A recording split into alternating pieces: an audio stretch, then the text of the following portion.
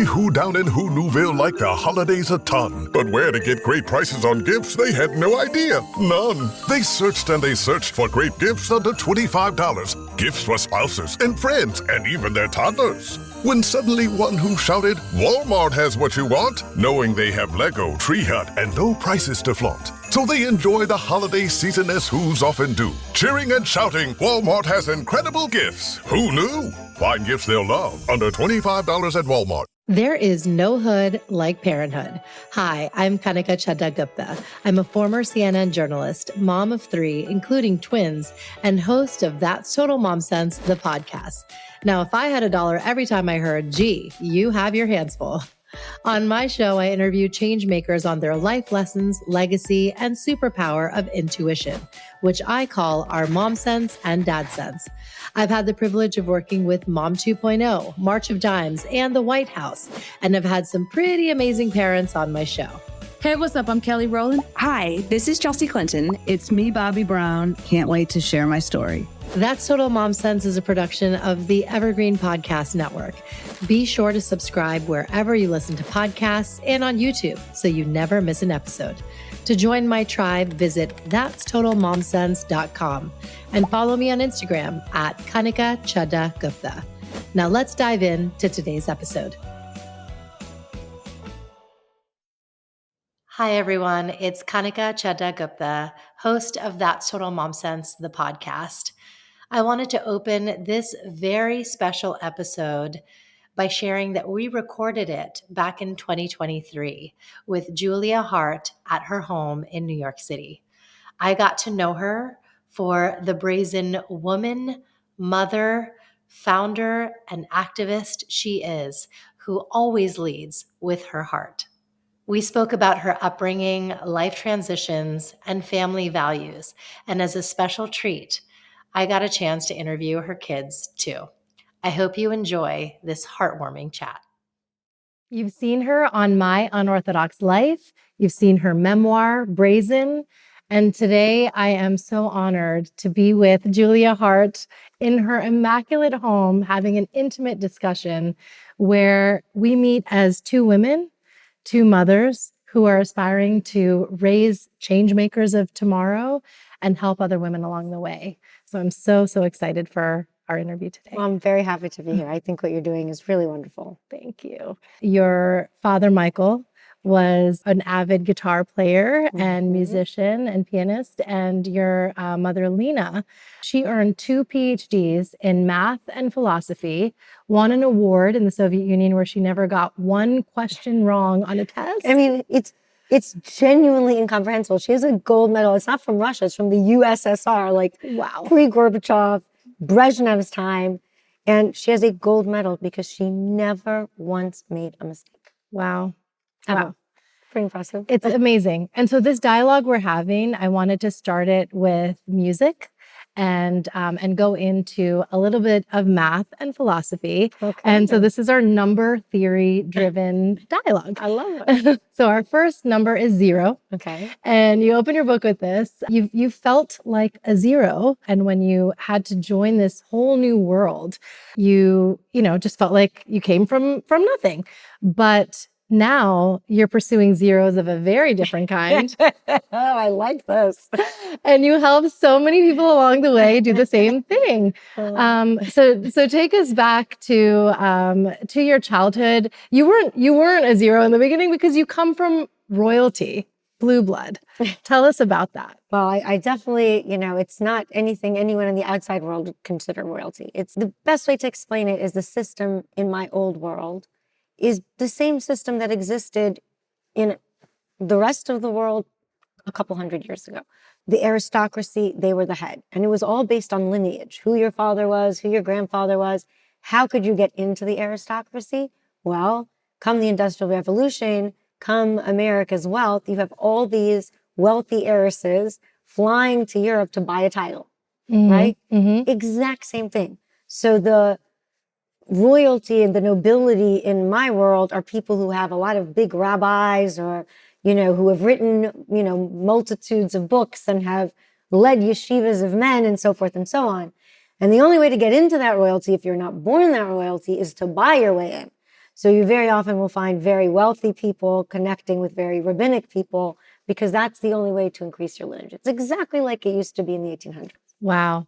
And speaking of which, I wanted to share a bit of my story. So in the mid 1800s, I also come from kind of an aristocracy background. My father's grandfather, his name was Rai Bahadur Lala Mela Ram from Punjab and pre-partition. So it was where Pakistan is now in Lahore. Wow. Yeah, he had an amazing estate and they would celebrate Diwali and Eid, and there was no kind of religious divide at all. He built the first Punjab railways, and my Wow. uncle still has the blank check from the British Raj. He was given a blank check, whatever it cost, but because he was an industrialist who came from his own wealth, he didn't cash it. He said, "This railway is for Everyone. my country." So, yeah, it's That's amazing. beautiful. Yeah, and I think Wow. as you go Yeah, through so the mine isn't generations, actual royalty, right? Let's make sure we get that yeah, no, straight. but still, yeah, It's I mean, religious royalty. yes, but and they were such respected, honorable people in the former USSR, your parents. Yeah. And so that brings me to number one. Your dad had $1 in his pocket. Tell us about the Jackson Amendment that actually brought him to America. When I was very young, I was 3 years old at the time. So in the early 70s, there was this huge movement here in America called Let My People Go. You know, kind of a play on what happened in Egypt, right? Yeah. With the exodus of the Jews. Because at the time, there was extreme civil rights violations against Jews. Jews were just getting arrested for being Jews. And so very similarly to the embargoes and the economic sanctions we have against Russia now for what they're doing to Ukraine, America put on economic sanctions and embargoes on Russia for their anti-Semitism. And the bill that was passed was called the Jackson-Vanik bill. And the premise of it was Russia was in a deep hunger. They were starving and they did not have enough grain. And so America embargoed grain and then basically traded grain for people. So my family and I came out of Russia, traded for grain. Wow. That's how it came. Yeah. With a guitar and $1. Right. And dreams, big dreams. Always big dreams. I love it. And moving on to number two. So oftentimes we think that marriage and being paired up kind of gives you a place in society. And, you know, from my Indian culture, we definitely have customs of arranged marriage as, you know, you have in the Orthodox community. So tell us about marriage and that number two. It's interesting that you say that because when I left my community, all my friends, I would say maybe an exception of 1 or 2 people, were either Indian or Muslim. Wow. Because we all understood each other. Totally. I would tell my story like, what that's happened Exactly. to us. Yeah, and it's the then my same. Muslim friends would say, wait, but I had to go run away from the same thing. Right. And we connected on such an incredible level because, you know, my first non-Jewish holiday that I ever celebrated was Diwali. I love it. I went to India my first year out of my community, and it was the greatest experience of my life. Like, I loved it so much. Oh, I love There's that. just such a connection because in the end, whenever you take in a religion to an extreme, it's the same rules. Yes. It's the same rules. It's the same keeping women down. There's no difference. But so tell us about marriage and, you know, what that taught you, because you kind of charted the path that was laid out for you and then found yourself. We were brought up on an 18th century world where women were trained to be wives and mothers, trained to be pleasing, trained to be silent, and where their intellect was considered less than men's, right? Go back less than 100 years even. Women weren't allowed in colleges and BBC, you weren't allowed to wear pants to work. In this country, you couldn't get a mortgage or buy a house without a man's signature. I mean, the world moved past that. Right. That world is still stuck in the 1800s. Yeah. Yeah. I mean, the right to suffrage was only 100 years ago. Yeah. Oh, yeah. Look, the ERA still hasn't been ratified. Mm-hmm. They just repealed Roe versus Wade. Right. I'm afraid here is turning into that. Yeah. Yes. Yes. Well, there's just so many laws. And basically, the idea is that you cannot be the arbiter of your own destiny. You're not smart enough to be the arbiter of your own destiny. You need a rabbi to tell you what God would want from you. So that's basically how it works. Yeah. So then, if you believe that, if you believe that what's inside of you is not authentic to you and that someone knows you better than yourself and that's a rabbi, Well, then you should never make a decision. It should all be decided for you. Yeah. Who are you to decide what's good for you? Right. Well, now we're going to regiment every aspect of your life. What shoe you put on first in the morning, what hand you wash first, when you're allowed to love, who you're allowed to love, how you're allowed to love, everything in your life. I mean, most of my friends, they won't buy a house or start a business without a rabbi's permission, even though that has nothing to do with religion. Yeah. But we were taught we don't have enough knowledge and understanding to think for ourselves, and we need someone else to do it for us. Mhm. And I do not buy that anymore. Yes. Yes.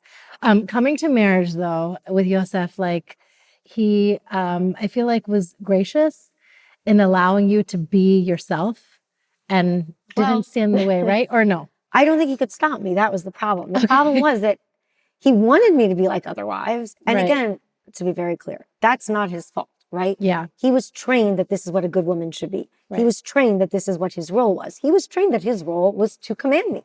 He was my master and commander, literally on a piece of paper. That's what it says, right? Yeah. Mm-hmm. I'm supposed to listen to my husband. It literally says in the Gemara something to the effect of that a man's voice and God's voice is pretty equivalent. Where does it say it? So there's this amazingly delectable thing in the Gemara.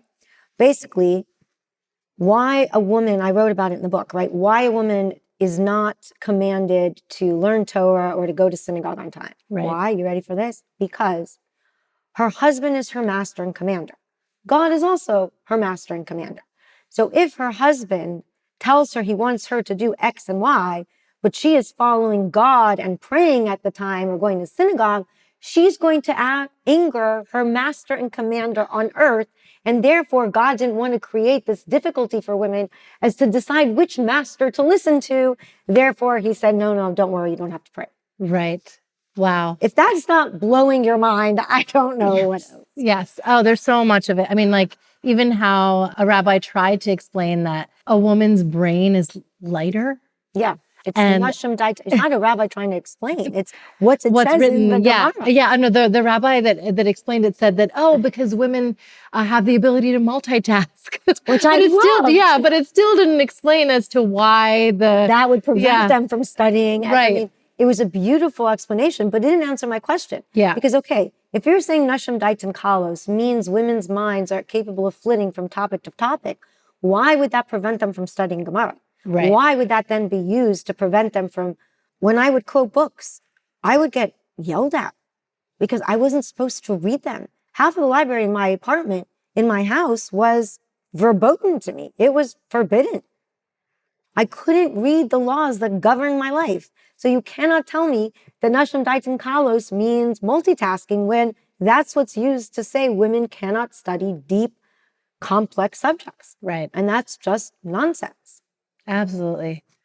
So moving on to number 3, when you were 3 years old, when you were living in Rome, and you've met the Pope, by the way, so I definitely did. regale us with that.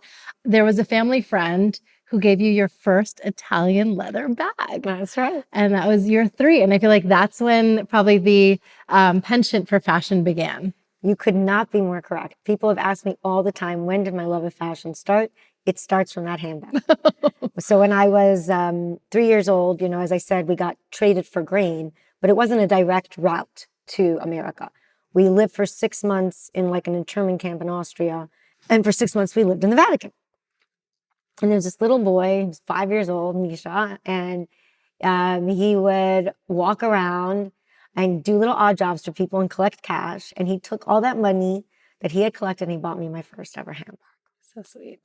I carried that handbag with me until when I moved back from Atlanta to New York. Somewhere in the move, it got lost. I had that bag from the time I was 3 until the time I was 34.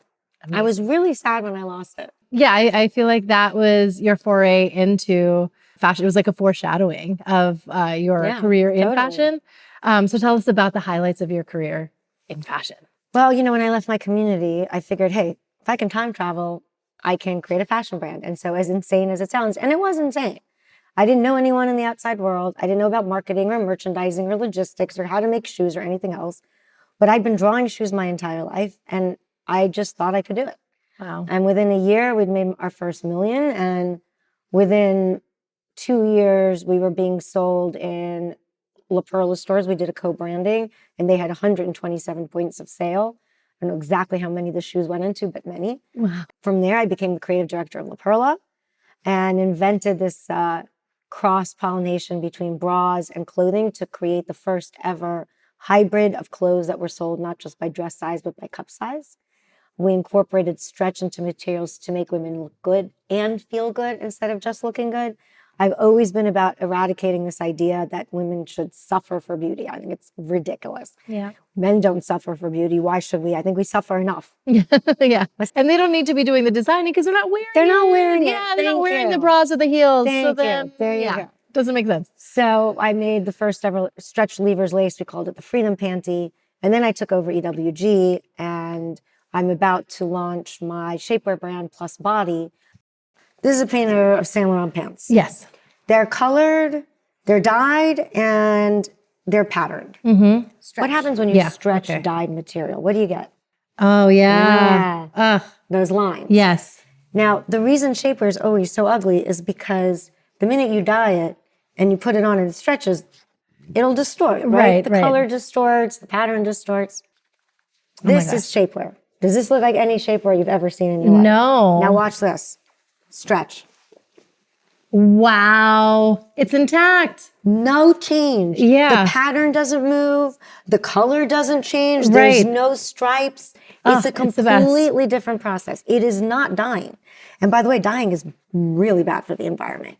It's one of the leading causes of wastewater. Okay. Our process does not use dyeing, does not create wastewater. Oh, that's so wonderful. Because it's really cool. Yeah. So oh my fashion gosh. has always been my thing. It's a mix. I love fashion and innovation. I like, even with the EWG brand, I took it from a traditional modeling agency into a media conglomerate. Mm-hmm. It was utilizing technology of avatars, metaverse.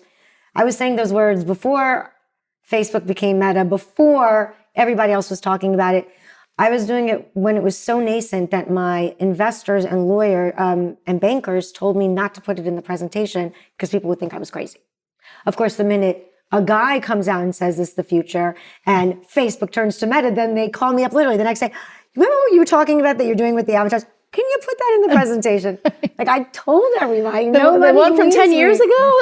That? Nobody believed me, but then it worked. So number 5 is some of the shows that you indulged in when you got your first TV.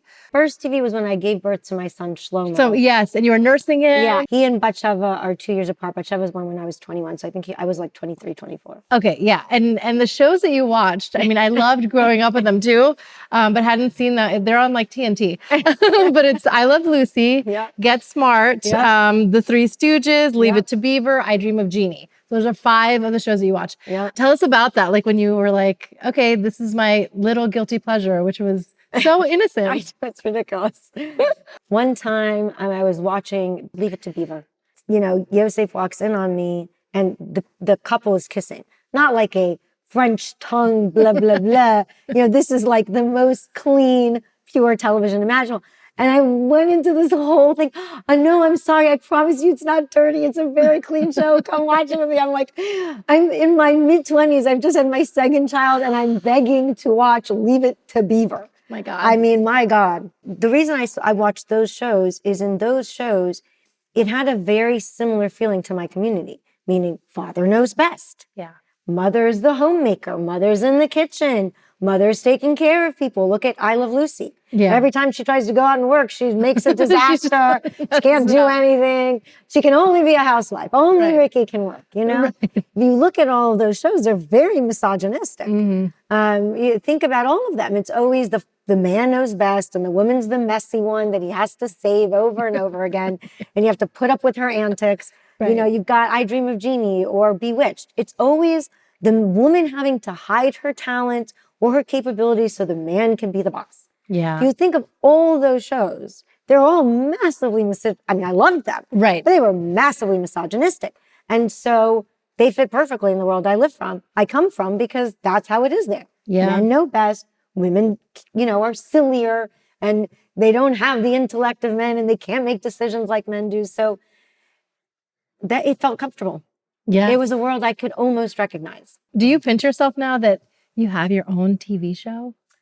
Not really, because it's not about the TV show. I think I'll start pinching myself when I see my army of independent women forming. Like, that's the goal. Yeah. Until then, everything is a means to that goal. Right. Have I started on that goal? Yes. Have I come forward in that goal? Absolutely. Am I anywhere near completing it? No. I'm just getting started. Yes.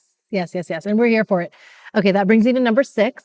And the 6th is because at 42, 4 and 2 is when you started your new life, because you had given birth to all 4 of your kids by then and thought, no, rather than just kind of being complacent and staying in this, I'm going to kind of delve out into the unknown with my kids in tow. You know, the problem there is it's not about being comfortable, right? In the sense that, was it familiar? Yes. But I wasn't going to make it. I would not have lived. I could not live anymore in this dichotomy between who I intrinsically am and who I was forced to be. It was tearing me apart. When I left, I was not well. I really wasn't. I felt so much anger. It almost ate me alive. Almost ate me alive. The only thing that kept me going, the only thing that transformed it to joy was work. It was the first time I was allowed to accomplish and achieve and create and show the world a little bit of what I'm capable of. It gave me so much inner peace that it made everything else worth it. Wow.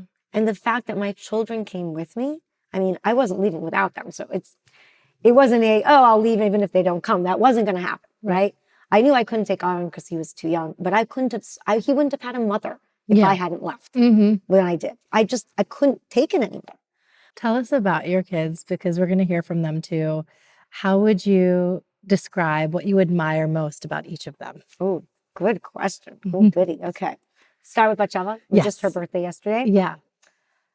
Batsheva was literally born a caregiver and a responsible person. She is the most dedicated, hardworking, ambitious caregiver. She cares about other people. She takes care of everyone. She's a mommy. You know, she has that internal eldest daughter thing where she just takes care of everyone. Right. And she has what I admire. I mean, I admire a lot of things about Batsheva, but what I admire most about Batsheva is her ability to be inwardly focused and not allow other people's impressions of her to matter. She is so self-sufficient and self-reliant. And I'm not talking about just financially, which I'm very proud of, but she's that internally and emotionally. Like, when she had a friend who was a bit of a negative person, and I saw Batsheva and I was like, oh, I see, this woman keeps bringing you down. She said, yeah, I've told her I can't be friends with her anymore because her negativity is Like toxic. It's toxic. Yeah. That's what she will do. Wow. Like, she's not afraid. She's not afraid to be emotionally honest and to recognize that her needs matter. And I'm not good at that. Yeah, same. I am not good at that. There's like boundaries that she there's creates. like, oh, I can forgive this. Oh, I can forgive that. Oh, this is an excuse. So that I let people get away with a lot of nonsense. Yeah. Not anymore. I'm working on it. Yeah. No, it's I'm great. learning from her. If this experience has taught me anything, it's that men don't know better. Yeah. And I should stop trusting every one of them just because they're a guy. Yeah. That's what amazes me about Batsheva. Shlomo, I don't think I've ever met a kinder human being. I don't think he's ever said anything unkind to a single human being in his life. He is just the most genuinely good human being I've ever met. And he's, again, incredibly hardworking. This is a kid who couldn't write a sentence in English grammatically correctly. Couldn't do it. You should see the first writings when we tried to get him into college. I mean, it was like English wasn't even his second language. It was like his 15th. It was bad. Okay. And he just graduated Columbia. Wow. I mean, think about that. The amount of work it took for a kid who comes out of school not being able to write a grammatical sentence to being able to graduate from Columbia University. Yeah. So, I mean, he's incredibly intellectual. He's my philosopher. He's my philosopher. He's my politician. He's very into ideas and concepts and thoughts. He's a very thoughtful person. Yeah. And- Diplomat. And yeah, it's pretty cool. And he's the COO of my shapewear brand. Wow. Yeah. Oh, I love it. And Miriam, there's an anecdote that was shared on the show. She is just a dynamo when it comes to all things tech. Yep. And as an example, when she was trying to take a college course, she wasn't old enough at 16. Did you ask the professor, like, if she can hack into the system and register herself? She asked him. Okay, yeah. She told me the story. Oh my God, afterwards. amazing. I She was like, "Wait, if I can what?" hack into the system, then I want to be signed up for this course. And she did it. She signed herself up for a course. And of course, the professor is going to be dumbfounded and be like, fucking teach the class now. Amazing. She's the youngest person in Stanford history to ever give a class. She gave a class on augmented reality as a freshman. And they liked her class so much that they kept it in the school curriculum, even though she's no longer teaching it. Wow. How crazy is that? Wow. When I was, can I just brag for like 30 Yes, seconds? please do. Okay, Oh fine. my gosh. Proud mom over here. I can't help it. I'm sorry. Yeah, it's the best. When I went to her graduation, I met the president, and he told me that when she used to be giving her class, when she was a freshman, he would bring in investors who were looking to donate to the school into her class and introduce her as the future president. Oh my God. That's happening. That's We gotta definitely make that happening. up. We're manifesting that We right gotta now. make that Yes. happen. Yes. Yes. Oh, it will. I mean, they'll run after her. She's so. I mean, Please take this role. can you imagine if we can have a female Jewish bisexual president? That would be effing cool. Yes. That's all I have to say. Oh, and she deserves it. Yes, she does. And Aaron. And Aaron. Aaron is, I think he's crazy brilliant, like unbelievably brilliant. And he is so well spoken, so confident, so good in his own skin. He is incredibly articulate. It's funny, he and Miriam remind me so much of each other. They're extreme in both, like, meaning she is a big techie, he's all into Torah, but they have a very similar personality. And then Shlomo is my intellectual, my philosopher, my detail-oriented thinker. He's someone who can really run things because he can see multiple facts and put them together. Aaron is my firebrand. And has the fame affected them? Because coming from a community that was so close-knit and isolated, and now we all see you on TV, like all over the world. Well, I think, of course, it's definitely affected all of us. I think the kids, it's been a very positive effect because, people aren't going to yell at them. They yell at me, right? I get all the hate. Oh, so it's okay. It's okay. I can handle it. But they get more, thankfully. Thank God. I'm very grateful for that. I do not want my kids messed with. So no one mess with my children, please. Of course. But so for them, it's been a more fun experience. They get recognized. People stop and talk to them. They get to, but Miriam and Batsheva both have podcasts. They get to share their thoughts with the world, and they both really want to make a difference. So I think there's been a lot of positive for them.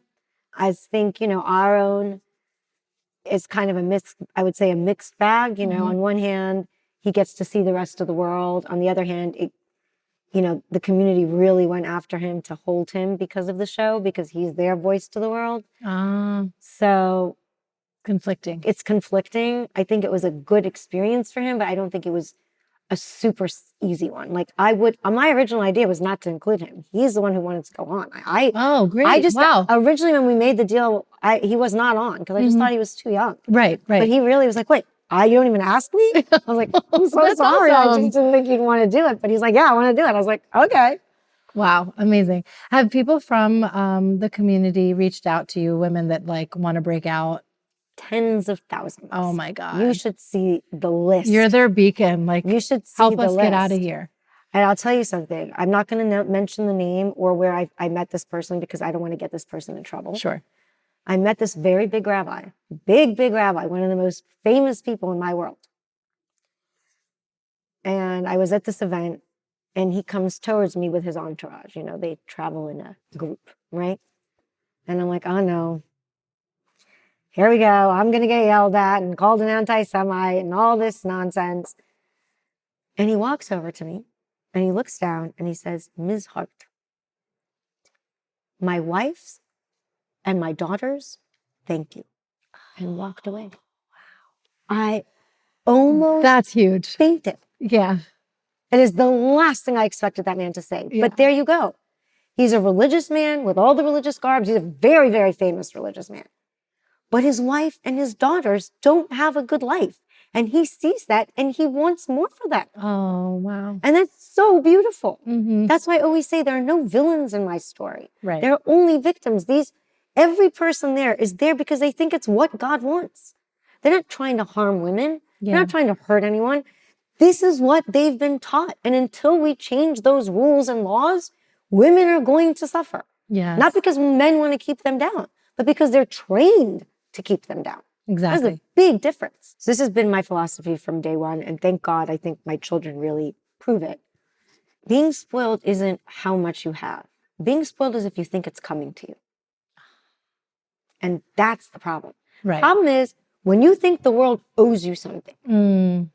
If daddy doesn't buy you a Mercedes, daddy's is evil, right? Because daddy owes you a Mercedes for some reason. Right. That's spoiled. Yes. I'll tell you something. Every single one of my kids' birthdays, I would say for at least the last 9 years, probably more. When I always go over, because I think presents should be what the person wants, not what you want, right? Yeah. I always like to ask. Yes. And not Makes make sense. assumptions. Right. Every year, when I ask my kids what they want for their birthday, they always, all four of them separately tell me the same thing. You give us so much, we don't need anything. Oh. So it isn't about what you have. It's about what you think you Already? are owed. Yes. That's spoiled. And I think with how hard we've had to fight and look, continuing to fight, all the accusations against me that finally got dismissed and thrown out without, ever being able to be brought again, all of that stuff, that takes a toll. Yeah. They've had to fight for their freedom. And I think that's the other answer is that we don't take anything for granted. I'm grateful every day as they are because look at where our hard work and faith in God has brought us. Yes. Wow. I want to shift gears and talk about your activism and work in Ukraine. Sure. You have, put your own life in danger's way to be on the front lines, to truly give back and aid these families who just have no recourse at all. They're stuck in a war zone. Tell us what made you even think to go there. Everyone thinks I'm crazy. I mean, my you're kids, magnanimous. They're like, why are you going into a war zone? Can't you just donate money, right? Yeah. I didn't have a choice, or I didn't feel I had a choice because my whole life has been about fighting for freedom, right? For myself, for my children, and then extrapolating that and trying to create this army of financially independent free women who don't have to ask permission, right? I've given up family, my friends, my siblings, any relationship with my parents. I've given up everyone and everything I've known. I've left everything behind for freedom. Ukrainians, they're not just giving up people they know or everything they know. They're giving up their lives. Yeah. They're dying for freedom. Right. I mean, they take what I've done and multiply it by 10 bajillion. Mm-hmm. They're putting their lives on the line for freedom. To me, they're one of this century's greatest example of freedom fighters. Guess what percentage of the Ukrainian army is actual army, like trained as soldiers? 4%. Wow. 96% of the Ukrainian forces are volunteers. Wow. But tell us about what it was like being in the bunkers with them and you're hearing shells and the missiles and the, buildings blowing up. It's oh my God, it was goodness. so nuts. So we were in this one place. I'm going to be very vague because I don't want to. Yeah, of course. We don't want to give Russians any information. No. We were in this one place where there was like a commander's outpost. And the camaraderie and the joie de vivre there, you would never think that we were in a war zone. Oh we go down there and they're like, Julia Haart, we love your show. And I'm like, war zone, this is amazing. They were laughing and kibitzing and taking photos and be like, post about us. It was so cute. Oh, that's adorable. And literally bombs floating over their head. And their kind of whole thing is yeah, we're going to win. It's our freedom. We're going to fight to the death. They're so sure of victory because they'll never give up. Mm-hmm. It's victory or death. It's freedom or death. Yes. And what is more impressive than that? So I had to go and I had to physically be there. I had to shake their hands and tell them they're not alone and bring my audience with them because we can bring them exposure. In addition to the medical supplies and the ambulances and the oxygen masks and the IFAX kits, the individual first aid kits and insulin shots and all the stuff we brought them. It's been really tough going through last year, getting accused of all these things, watching a man destroy my reputation, having judges not believe me. I mean, it's been tough. Yeah. Looking at them, I think to myself, okay, I've suffered reputationally for my search for freedom. They again are giving up their lives. And that meeting them, spending time with them, being there, I think it's made me a stronger person. I'm going back. Yes. I'm going back in April Oh my with gosh. 22 ambulances instead of just 3. Wow. And Wow. way more medical supplies because I think it worked. That exposure brought more attention. And now, obviously, not just that, everything that's going on in the world, I'm not trying to take any credit for it. Seeing me going there, seeing what was on the ground, I think it definitely inspired some people. And now we've had 22 ambulances donated, Yeah. which is really cool. Wow. How can we join you and support you in your mission? There's links in my stories to different organizations. If anyone has the wherewithal, please fund. If not, if you don't have money but you want to help Ukraine, there's a really cool way of doing it. In mid-April, I don't know exactly when, it's not up to me, they're going to give me the dates. We're going to take these 22 ambulances and we're going to drive through a bunch of cities in America. And what we want people to do is write words of support and solidarity on the ambulances. So as we're driving through all Ukraine to get to the front lines, people are reading messages of solidarity from America. Wow. So if you don't have the financing, the funds to help Ukraine, come see us in one of the cities we join. I'll put it on my social media when I know which cities they are. It's not up to me. And come write a message because you have no idea. Like, I'll tell you, through the most difficult part of last year, one of the things my family kept me going, the other thing that kept me going is solidarity from strangers. Yeah. People reaching out to me online saying, we believe you. We believe in you. The guy is lying. And it kept me alive. It kept me sane. You have no idea the power of feeling supported and connected to a greater whole. And that's what I want Ukrainians to feel. We're here for them. We believe in them. We think their struggle is the struggle. And yeah, I think that's really important. You cannot fathom how excited I am to go back. I really am excited to go back. And then, of course, my other big thing is women's rights and what's going on with Roe versus Wade. It's the first time in my life I've ever been political. I've never been a Democrat or a Republican. To me, I was like, it's all crazy. Yeah. They're all nuts. Forget it. Bye. Yeah. But then I realized I can't ignore politics. Yeah. If I ignore politics, this is what happens. If I really want freedom from women, I cannot ignore politics. And to me, it isn't about Democrat or Republican. It's who's taking away women's rights. Yes. And right now, I don't see a choice. I think the states that are taking away women's right to have an abortion are predominantly Republican. The states that are enforcing those rights are predominantly Democrat. So I don't see that women have a choice at this point. Yeah. Whether you're a Republican or Democrat, it doesn't matter. This is your freedom. This is your body. Yes. I've lived in a world when that is not your own to decide. It sucks. Yeah. I don't want that here. And I'm going to do everything in my power, which is why I've tried to support Kathy Hochul, the first female governor of New York. I think she's extraordinary. I'm completely in awe of her. I've gotten to meet people like Tish James, who I think should one day be president, please God. That would be so amazing.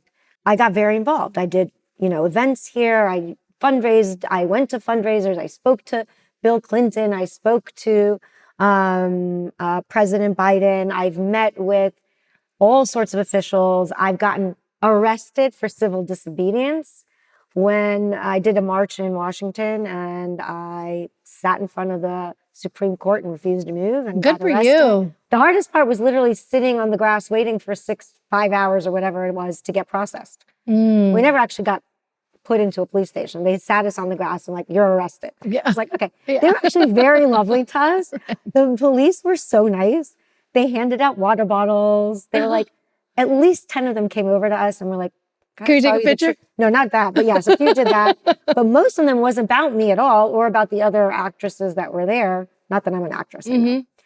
Me as a Celebrity reality figure. person, Yeah. whatever, and actresses. And literally so many of them came over and said, you know what? If it wasn't for these uniforms, we'd be sitting next to you. Oh, A wow. lot of the people there, the policemen were like, We're with we're you. with you. We know we can't leave you here, but we would like to.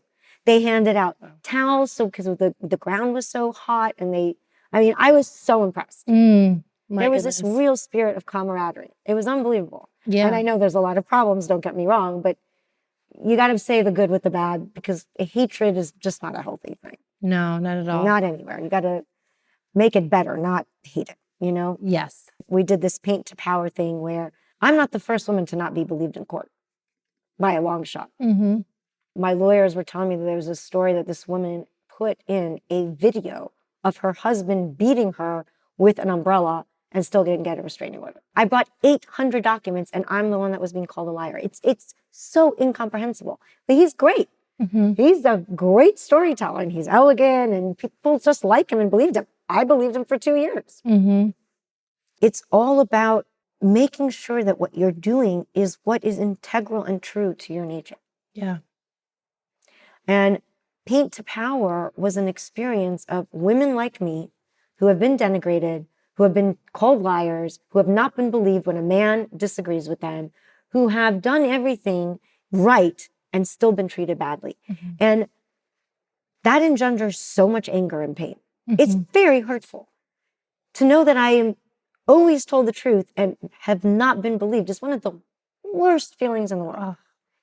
And then I don't understand it because I look at all these documents that say 50-50, 50-50, 50-50. I see accolades galore. I see the valuation that went to $1 billion. And I think to myself, how is it possible that anyone believes any of this? Right. It doesn't even make any logical sense. And yet, lo and behold. Mm-hmm. And so it was very painful. And I realized that it isn't about me or my pain. Who gives a shit about me and my pain? It's about the collective pain of women. Mm. And so that's what Paint to Power was. It was pain Yes. with a, like a feminine T Mm-hmm. to power, meaning our collective pain, if we share it and we support each other, that becomes our power. Right. If women unite together and do not let the white male pull them apart by saying, oh, well, you're black and you're Jewish and you're this and you're that, and they try to separate us so that they can keep us down. But when we came together, and that's what happened in Paint to Power, every imaginable ethnicity. We had Iranian women performing about what's going on in Iran. We had every ethnicity. We had this incredible ceremony done by this woman, blown away, so moving. I mean, people were bawling. So it didn't matter it was you were black or Hispanic or white or Jewish or Christian or Muslim, whatever nationality, it didn't matter if you were transgender, anything. Latina, whatever, Latinx, whatever it was, our pain brought together creates power. Yes. And it was, everyone walked out of there, tears streaming down their face, feeling so empowered and so connected to womanhood around the world. Yeah. Wow. So if there's one anecdote you can share where you're like, I just went with my mom sense on that, and I'm so glad I did. I'll be honest. My mom sense was real simple for me. Mm. Every time I wasn't sure what to do as a parent, I would literally think, okay, what would my mother do? And do the diametric opposite. Okay. And it worked perfectly. There you go. There you go. It. Yeah. Oh, I love it. And a mantra that you live by. Get comfortable with being uncomfortable. That's great. That's great. it. I've been uncomfortable for 9 years, and I'm starting to get used to it. I love it, Julia. Thank you are so a much. joy. Oh my God. Oh, this is wonderful. This is so great. You are fantastic. Thank you. Your questions were so thoughtful. I love the way that you organized it. Really cool. Thank you. Shlomo, welcome to That Subtle Mom Sense. Thank you for having me. I akin your life to Harry Potter. So you're like a real life Harry Potter, where you often have to straddle between two worlds, and similar to wizards and Hogwarts versus muggles. You grew up in Muncie, but now you're in, modern day Manhattan. So what is that like, that dichotomy like for you in life? It took me a while to find my right balance. When I first moved to the city, still pretty religious, started going to Columbia University. So finding the right group at Columbia was difficult, or even like my neighborhood. But so I moved to the Upper West Side. I didn't dorm. I wanted, a kosher kitchen, Shabbos and all these things. So yeah, even like, so now that's like 2018, now we're 2023. I still live in the same building, same neighborhood. I'm not religious today, but I still get to enjoy a lot of I host Shabbat meals all the time. I enjoy my neighborhood so I get basically, let's say it's better, I get the good parts that I like, and I also get to enjoy like the outside world. Like when I come downtown to the West Village and I could go out, Right. It wasn't a quick or easy move. I left yeshiva in 2016, and I would say I became not religious about a year and a half ago, like fully not religious. And so over those like 5 years, it was just constantly trying to figure myself out, what I wanted, what I didn't want, what I believed in. And yeah, and along the way, the whole family was always supportive. And That's wonderful. What memories do you have from your childhood that you could regale us with? I was definitely not the biggest social kid growing up. I was more like a little different. So I wasn't the biggest fan of camp. Okay. So my mom would, do activities with me. Throughout the year, if I was enjoying school, she'll take me out now and then and do stuff. So that was really nice of her. I think also one of the reasons, I know Batsheva and her, you probably read this in the book, they had their little fallout for a bit. And one of the reasons that I never had that with my mom was because I think we had that connection. We understood when someone was going through something. Yeah, wow. And she said that about you because I was curious to hear her take on what she admired about each of you. And she just admires that you have that quality, which is is the glue for all your siblings. I don't know if I want to say I'm the glue. We're all very close. Yeah. And I'm sure, they would be able to do that without me.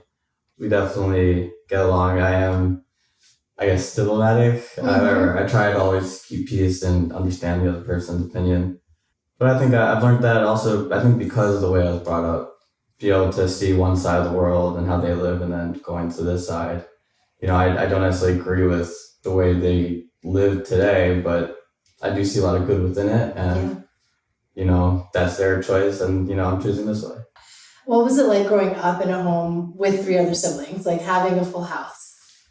So it's funny that you say that because, growing up, we were the smaller household. Yeah. Yeah. A lot of people want to have 8 kids or something like that. Right. So having 3 siblings, a small family. Yeah, small family. I was always really close with Batsheva, mostly with Miriam. We had a little breaks here and there just because schooling. But and then Aaron. Also I lived in Israel for 2 years. So I lost a little touch. But I think from our culture and just the way we were raised, family's the first thing. Yeah. Doesn't matter, whatever anyone does, you're your family, and that's what's important. Absolutely. Your mom just kind of being this beacon for other women or just communities who are oppressed. You must be just immensely proud of her.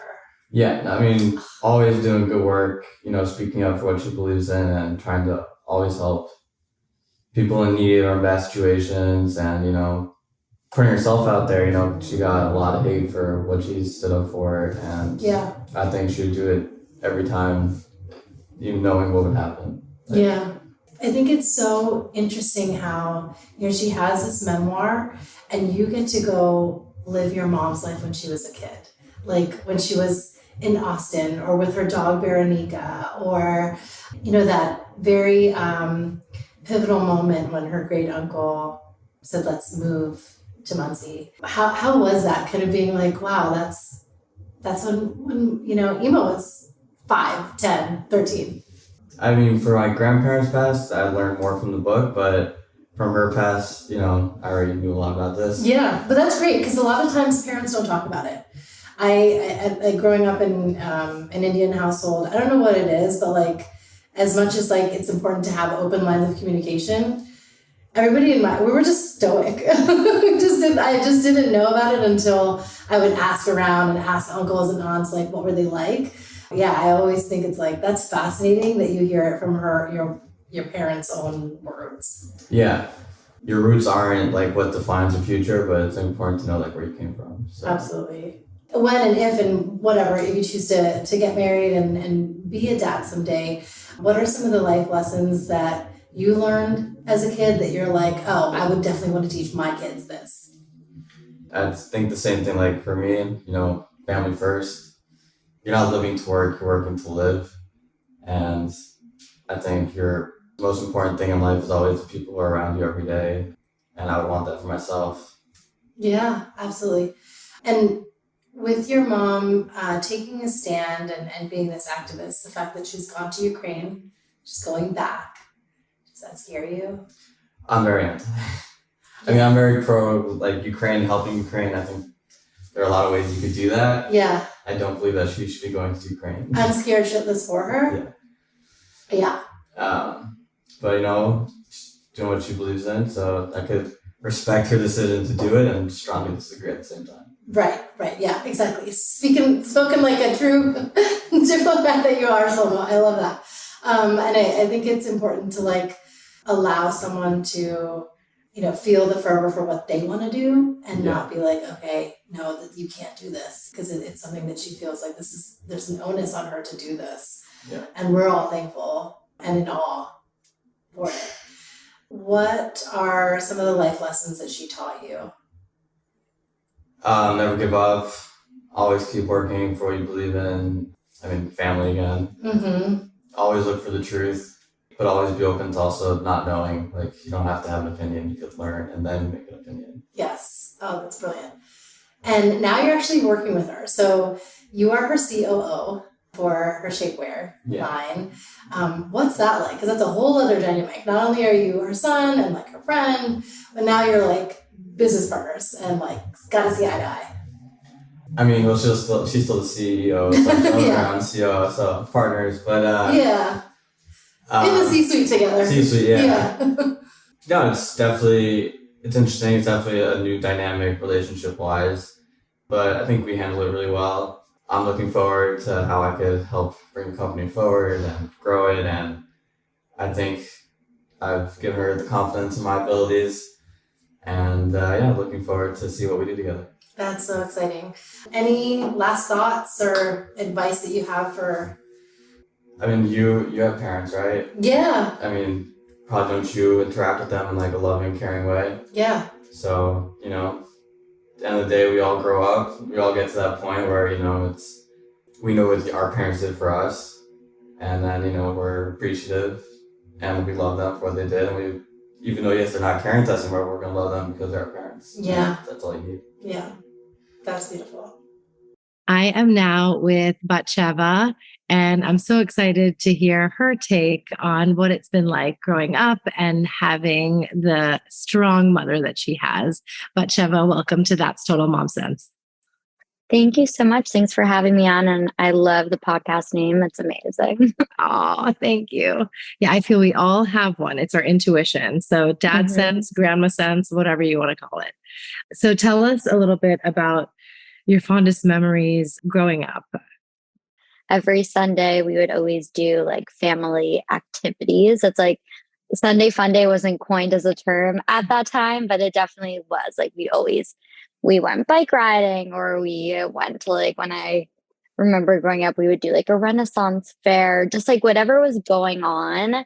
It was never just like a lazy Sunday. It was like my mom's like, let's do something fun. And I definitely appreciate that. And I'm like that today. Like I always like to do activities and like find out what's going on. And one of my other really fun memories that's more like specific to my mom is she would let me like play hooky when I was in high school, and we would go to the city and we would have lunch together and go shopping. Like my mom was very let us do our own thing. So she knew that like I loved fashion and she loved fashion.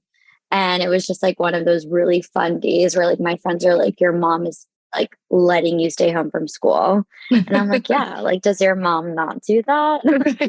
Right. Oh, I love that. That was something that like I always really loved. And we actually went to culinary school together when I graduated high school. I didn't want to do a gap year in Israel, which was what like all of my friends were doing. And I ended up going to culinary school with my mom, a kosher one in Brooklyn.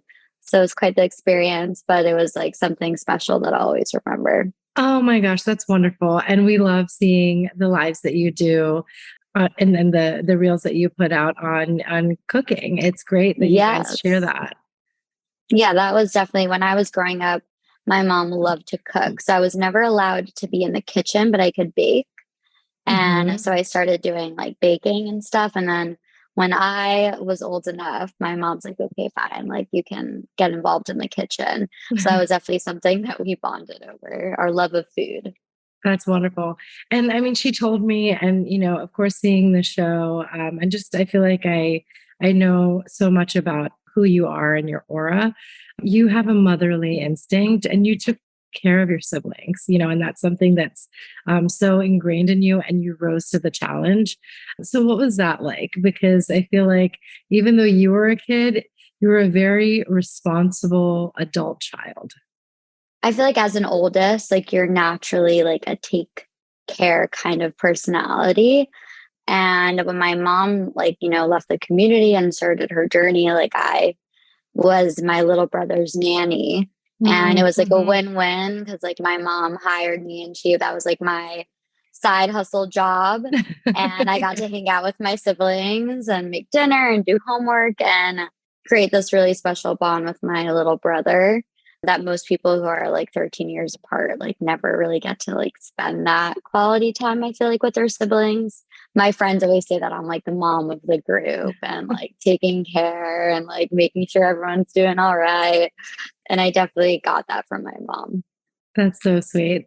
Yeah. What are some of the lessons that you've taught her that she's like, wow, I never thought about it this way, but Batsheva brings this out in me? I think my mom always says that I don't care about what other people think. And I do my like beat to my own drum, do my own thing. And she definitely raised me that way. Like I credit my parents so much to raising me like really independently, and to think for myself. I do feel like my mom has always been like a people pleaser and she wants to make sure everyone's happy and doing well. And I'm much more like, I'm a little more black and white than my mom is. Mhm. And she always says, like sometimes you need to learn when to say no. And I'm like very good at like my boundaries. And that's something that she always is like, I wish I was better at that. So I'm giving her Yeah. some feedback, and then as well getting the feedback from her on when maybe I can be a little bit more welcoming in that sense. Yeah, yeah, 100%. And one thing that I feel, is so palpable with the two of you is you're like a mirror to each other, and you're there for each other, sometimes in parallel circumstances. And so when you both had to deal with the divorces, you were there for each other. How did both of you just, crawl out of that? I think my experience was really different than my mom's. Like I thankfully had like a really amicable divorce. Like my ex was part of my family for 10 years. So just like to Yeah. have that support for my family and they're like, we love you, we want you to be happy. And there was no like bad mouthing or, shitting on my ex, which I know like could go in either direction sometimes, unfortunately.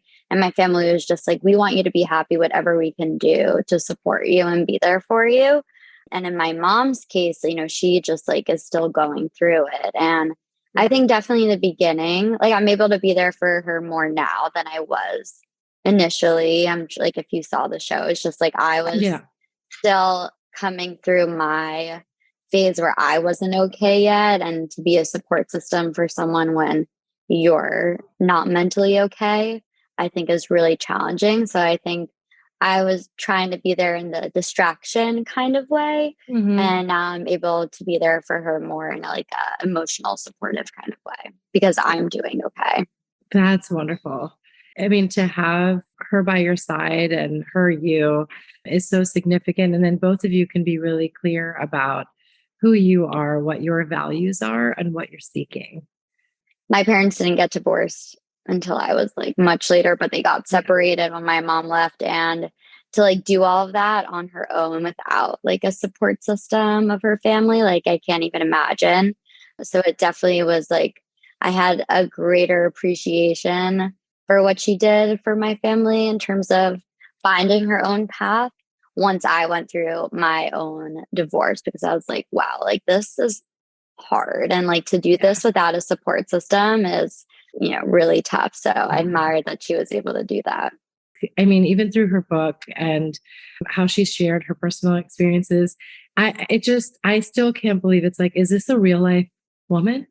Yeah. Did she come out of this oppression and have this, chutzpah in her to say, this is not how life needs to be. There doesn't need to be these restrictions. And there's a better way. And there's a better way that I gotta create for my kids and this next generation. Like, it's just, it's so admirable and mind blowing. And I mean, you're on the other side now. Like, how does that feel now that you feel like you've seen two worlds and you're really taking the best from both?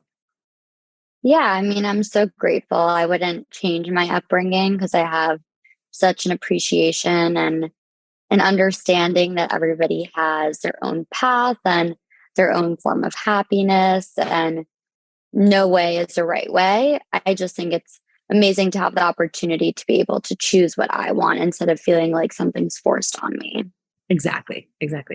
Now, post, the show, you're recognized wherever you go. How has that changed your perspective when meeting people? I think that people are generally really kind and nice when they come say hi. So it's always nice to meet people who feel connected to the show. Yeah. So I've had pretty positive experiences in that sense, which is really nice. That is so great. I love that. Tell me about, when you have a family of your own, what are some of the values that you picked up and imbibed in your family that you're like, this is something that is so important to me, I'm passing this on?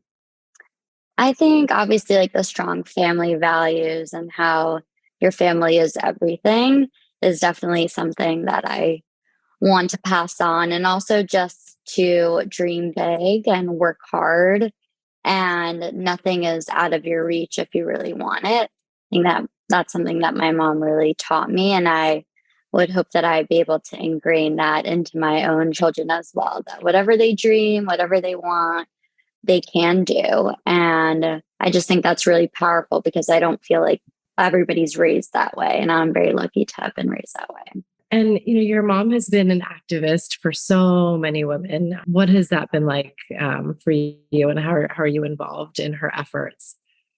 I think, well, the going to Ukraine obviously scared me and my siblings, just because it's so scary. So very admirable that she went. As her children, we fear for her safety. But then, it makes you feel like all the people who are there, like what they're experiencing. It's amazing because I'm able to be really educated on what's going on because I get to have lunch with my mom, with all the people she's meeting with, or she's just able to share insights that I don't think I would be able to get just from being around. But I get that firsthand information from her and education, which I'm really thankful for.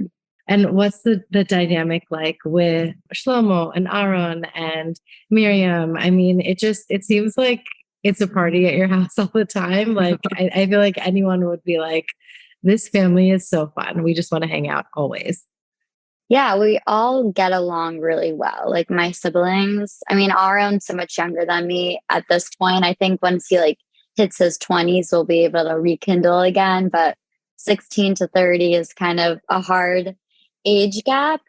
We just went mini golfing the other day. That was fun, those kinds of things. But Miriam and Shlomo, I talk to or see daily. Now I'm actually living by my mom until I decide my next step. So me and Miriam are in the house and Shlomo works with my mom. So I'm literally hanging out with my siblings every day. They're my best friends.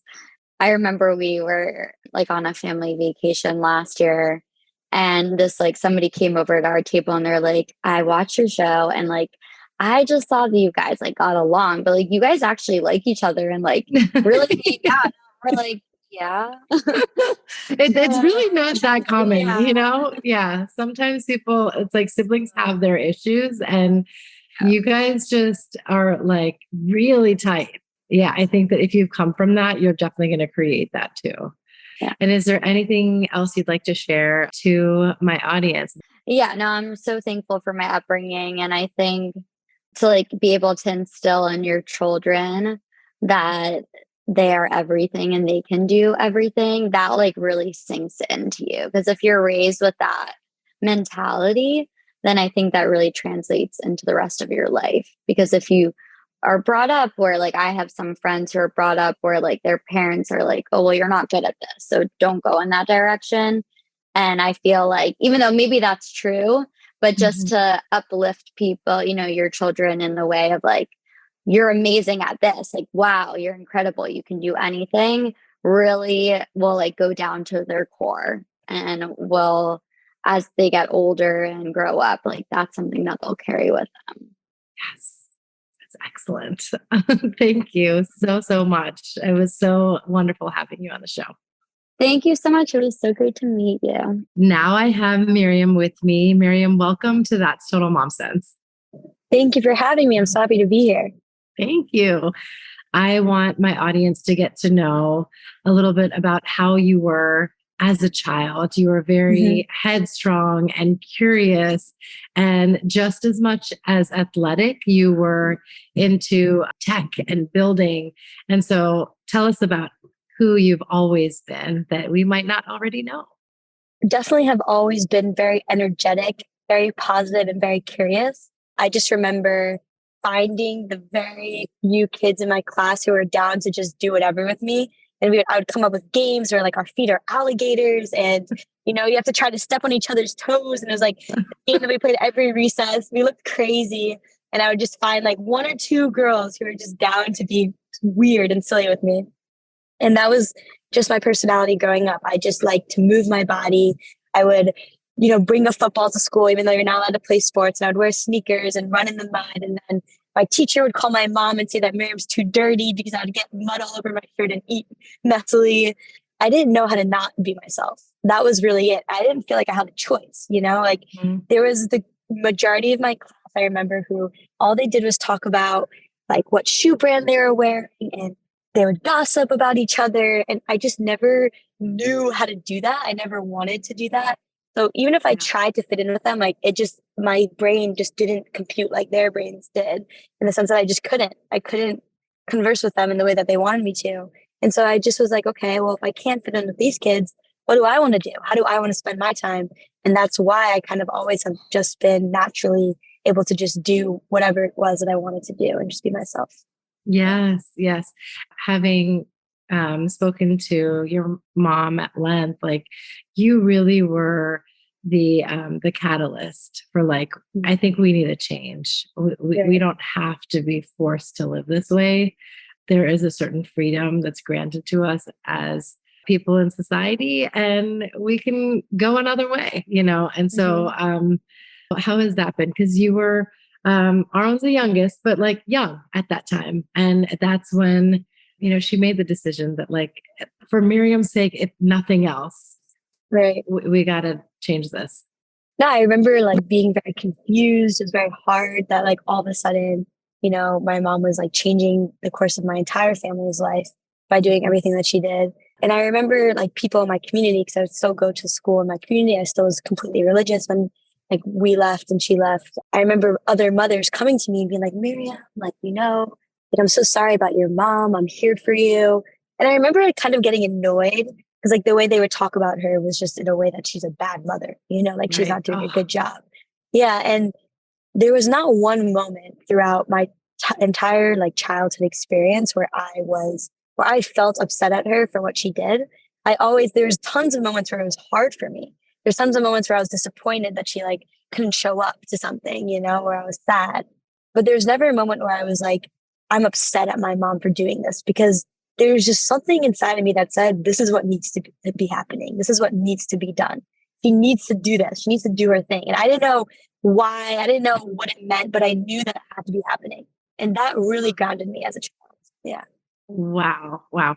So how did you did you have to inspire your siblings like to be like, we have to kind of make a shift and break out of the community for a whole new paradigm for ourselves?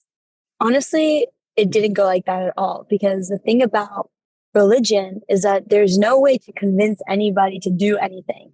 Yeah. You know, like Mm-hmm. religion is something that's so integral and so much of a core identity to who somebody is that it can't be swayed from outside sources. It's very much yourself who has to decide, I want to change my life. You know, I want to not believe in this anymore. Nobody can convince you to be more or less religious. Something that you have Sure. to figure out. Yeah. And so we didn't really have those conversations because if we did, that would push us away from each other. All we can really do is just hold each other's hand despite our differences, and then also hold each other's hands when we decide to be more or less religious. You know, like I remember the first time I saw my sister wear pants, like right around when season 1 was being filmed, like 2020, and we went out to a restaurant and she never spoke to me about it. I just remember going to meet her at this restaurant and she was in jeans. It was the first time in my life I ever saw her in jeans. I was so excited, so happy. I kept my cool. I didn't say anything. I didn't even bring it up. Yeah. My insides are freaking out, you know? But if I was like too excited, that's me putting my opinions on her. And I didn't want to do that, you know? And the fact that she didn't tell me about it and call me like, Miriam, I'm thinking about wearing pants. Like, I didn't get any of this, you know? I just had to keep my cool. And then I remember going home and be like, oh my goodness. Oh, yeah. So, Oh my goodness. That's great. That's so great. Okay, before Stanford, which is yeah. phenomenal. Thank you. Mean, yeah, you're just, I think your mom said the president mentioned that you will take on his role someday. So once I turned 16 and I was still like kind of living in the community, I was going to a Unorthodox school at the time. I decided that I didn't want to be religious anymore. Like that was when I had my fuck it moment. I ate a bite of a cheeseburger and that was like the just antithesis to everything that I used to believe in. And so I was like breaking that boundary.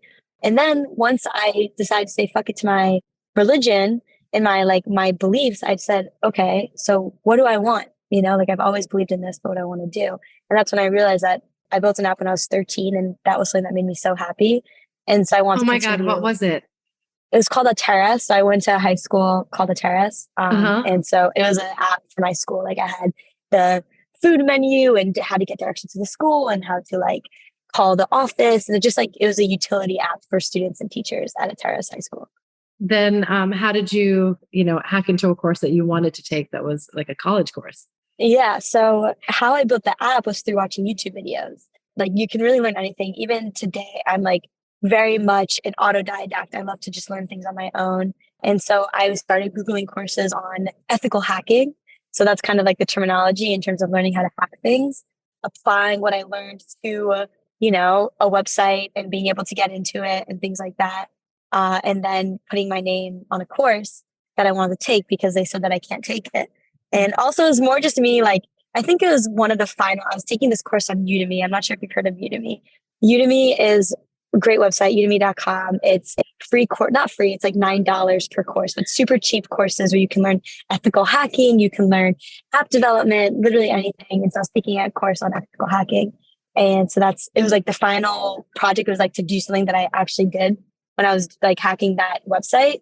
So it was for me just like, oh, I need to do this anyways. Let me just show that I can do that. So like they know I'm serious about engineering and coding and things like that.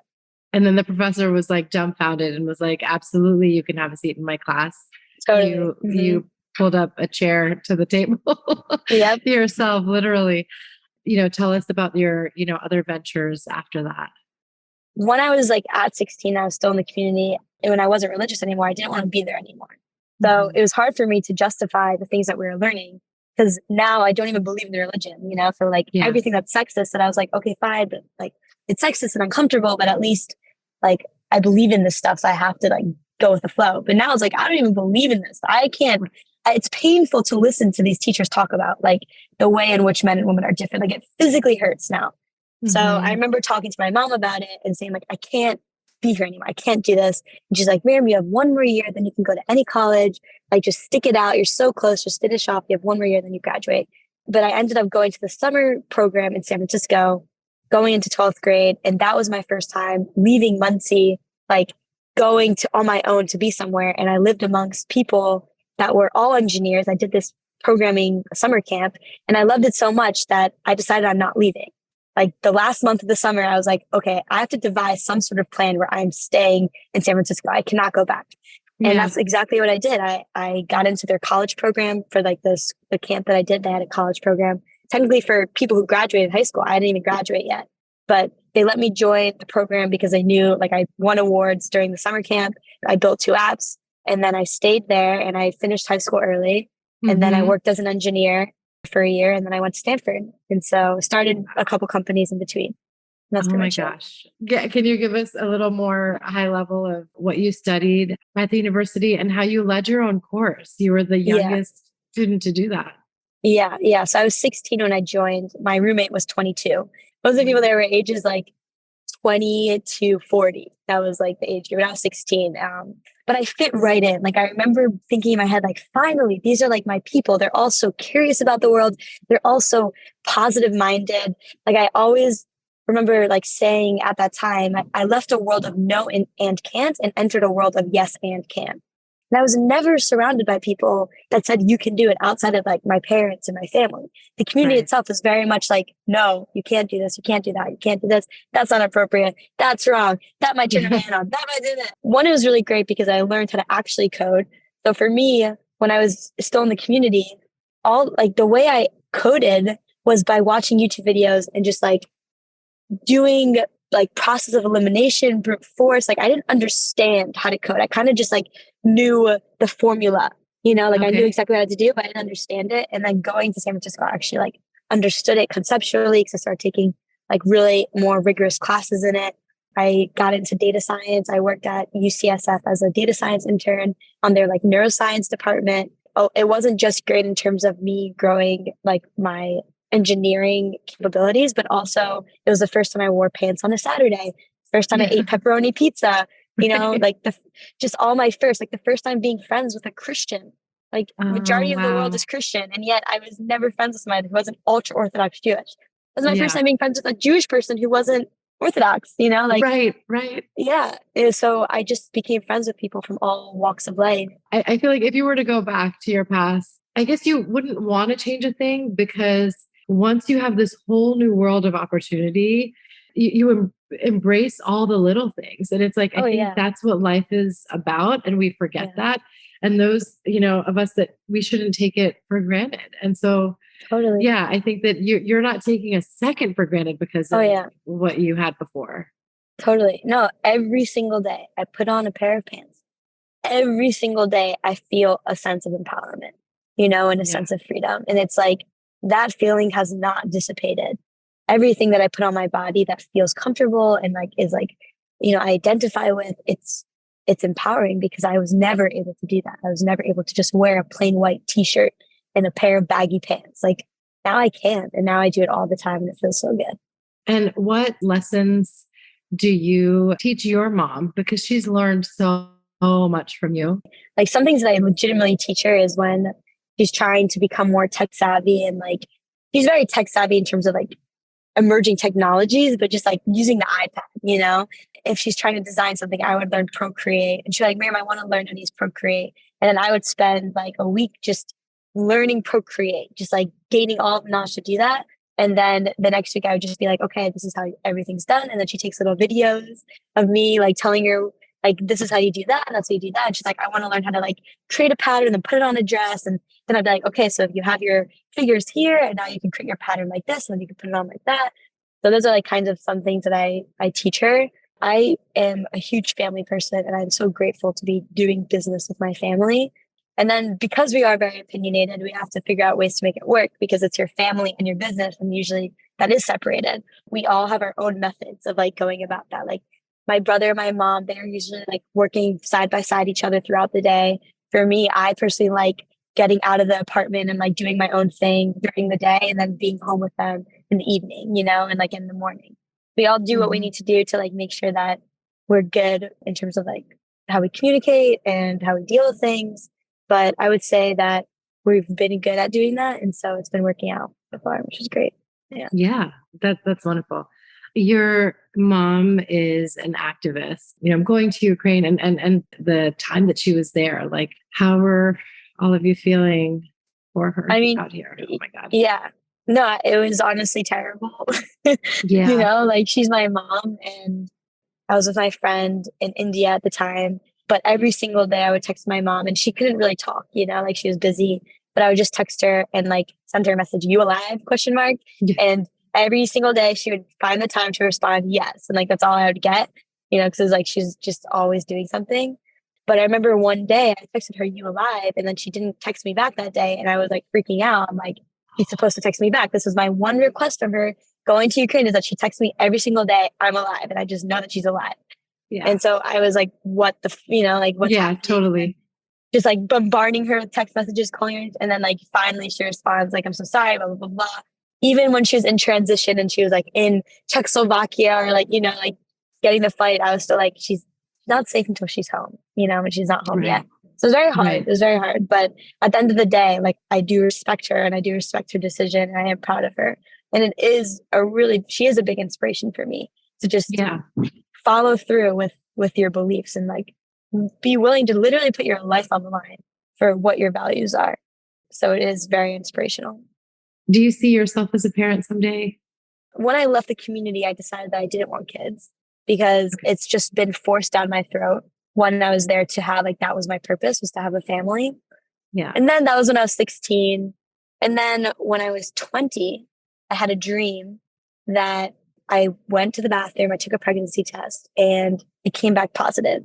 Oh, interesting. And then I was like, okay, like I said, okay, like in my head. And that kind of meant like, I'm having a baby. And in my dream, I was 20 years old, Right. And and I believe in abortion. And I think that every person has the right to do that. And there wasn't in my mind at that time, like that was something that I wanted to do in that dream. And so it's kind of just like having a kid. And I remember walking down the stairs in the house that I was in and going to my mom, or I think it was my mom, and saying like, "I'm having a baby." It wasn't like I'm pregnant. It was like, I'm having a baby, Yeah. Oh, wow. And then I woke up like right after that. And I guess that just changed something inside of me where like, since I internalized having a kid, for some reason, it was like, oh, maybe I want a kid. I would say that I don't know if I want to be pregnant, but because I'm queer, I was thinking maybe I could marry a woman who would like to birth the babies. And then that's an option. So that's another thing. I don't know. So the answer is I don't know. And is there anything else you want to share, with the audience? They're predominantly parents. And I think it's important to have this exchange, of stories, of experiences, of life lessons. I actually have a big part of my audience is moms for some reason. And so I would say like my Instagram and also my podcast, Faking It, which is about female empowerment. And I talk about all sorts of things for women my age, like in their 20s and then also in their 30s and also in their teens. And I think it's just a good perspective for moms to have, to see like what are like the kids talking about and thinking about, and what are their approaches when it comes to sex and like their body. And I kind of go into all those like really uncomfortable spaces and have really hard conversations. So checking out the podcast, following me on Instagram would definitely, I think, be helpful. Yeah. Yes. I watched you singing and playing the guitar at the Paint to Power event. When I talked to your mom too, it's like the fact that her dad, had taken the guitar and his $3 with him, right. when they had, so it's just, there's something generational when it comes to the music that stayed alive in you. So if you wouldn't mind like singing a few lines of that Dixie Chicks song you sang. I'm happy to do it. I don't think I have a very good voice, but if you'd like me to, I'm Yes. Yay. Well, I've been afraid of changing, 'cause I built my life around you. But time makes you bolder, and children get older, and I'm getting older too. Oh, I'm getting older too. Ooh, that was nice. Yeah. Thank you, Miriam. You are a gift. Thank you. Thank you for doing this. Thank you for your platform. Thanks for listening to this episode of That's Total Mom Sense. You can listen to the audio version wherever you get your podcasts.